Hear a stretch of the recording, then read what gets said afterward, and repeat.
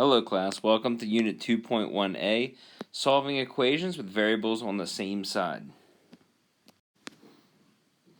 Before we get started, let's take a look at a few terminologies that we'll be using throughout the process.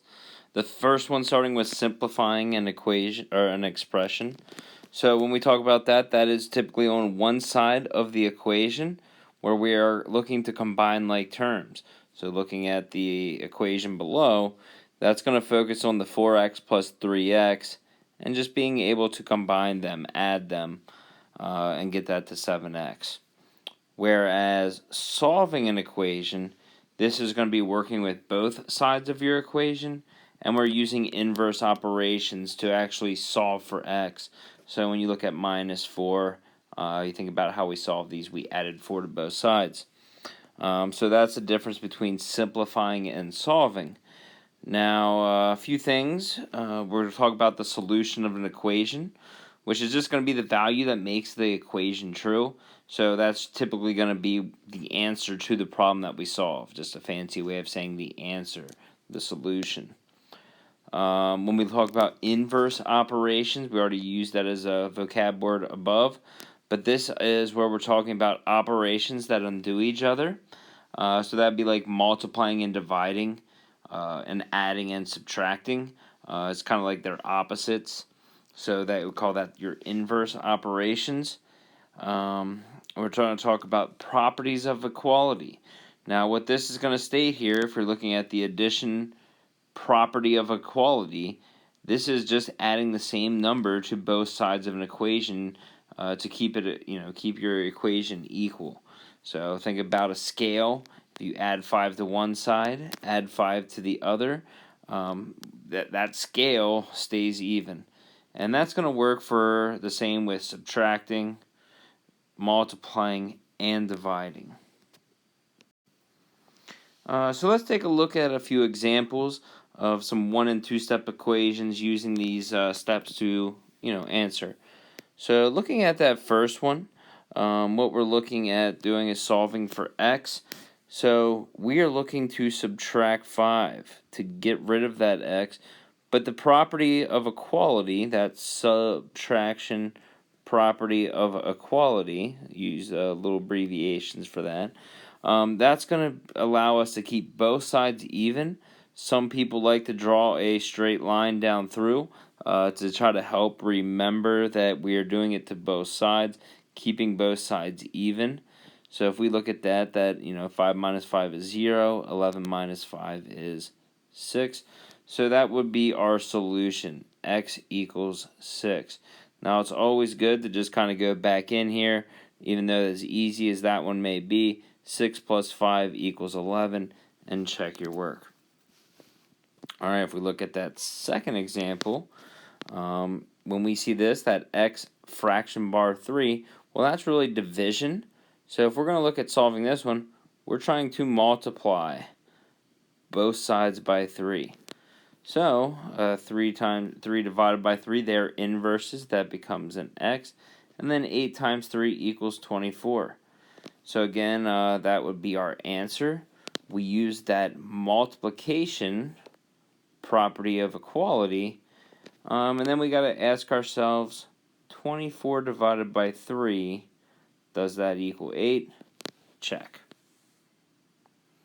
Alright, if we look down here at this next example, we got a 3x equals 18. So when we see no operation in between like that, that means multiply. So what we need to do to solve is going to be divide. So that's our division property of equality. Working with both sides, and what is that? X equals 6. So, does 3 times 6 equal 18? Check. And our last one, if we are x minus 7, what's that inverse operation? Well, that's add 7. So this is going to be using our addition property of equality. And that is going to allow us to say x equals 22. And check your work. What's 22 minus 7? And yes, that does equal 15. Okay, let's kick these equations up a notch. So we have 2/3 x plus 4 equals 10. We're not going to justify the steps at this point, but let's just work about solving. If we subtract 4 from both sides, leaves us with a 2/3 x equals 10. And then if we are looking at 2/3 x equals 10, well, that is multiply. But what do we know about dividing by a fraction? Well, hopefully you're going to be telling me that we can't divide. That is going to be that keep, change, flip, or multiply by the reciprocal. So instead of saying let's divide this fraction, let's multiply both sides by the reciprocal. And that's going to allow your inverse operations to cancel.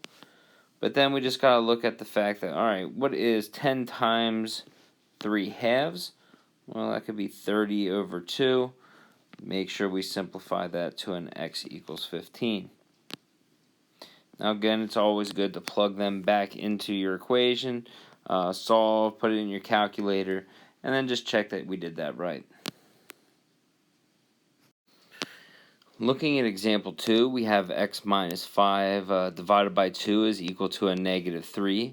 Ignore that extra mark that kind of made its way in.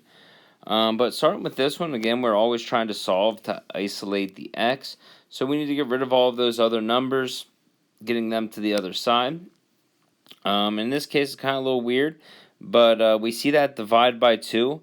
This x minus 5 is kind of a group up here that can't be touched until we get rid of that divide by 2. So, first step in this one is to multiply both sides by a 2. That's going to cancel that bottom part, leaving us with the x minus 5. And then the negative 3 times 2 is negative 6. And then from here, we'll just kind of go back to normal and add 5 to both sides using those addition properties of equality, leaving us with an x equals negative 1. So, like I said, always plug it back in. Negative 1 minus 5, negative 6 divided by 2 does equal negative 3. Okay, and this is the last example. We can see a lot going on that left side of the equation. So this is going to be one where we want to simplify first before we solve for that x.